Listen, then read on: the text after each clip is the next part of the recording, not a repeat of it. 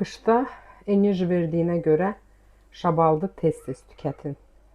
Tərkibində karbohidrat, B qrupu vitamini olduğu üçün yorğunluğu azaldır, qanı gücləndirir, dəmir və fol turşusu ilə qan dövranını yaxşılaşdırır, beyin üçün faydalıdır. Vitamin B6 və maqnezium sayəsində yaddaş və diqqəti artırır, ürək-damar sisteminə köməklik edir, pis xolesterini azaldır, damar elastikliyini qoruyur, immuniteti gücləndirir, C vitamini və antioksidantlar olduğu üçün xəstəliklərə qarşı qoruyur, sümükləri möhkəmləndirir, kalium və fosfor, kalsium sayəsində həzm sisteminə yaxşı təsir edir, liflə zəngindir, mədəni sakitləşdirir.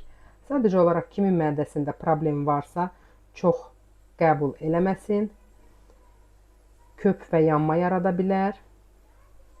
Gələcək videolarda şabaldın başqa bişirilmə üsullarını da sizə göstərəcəm.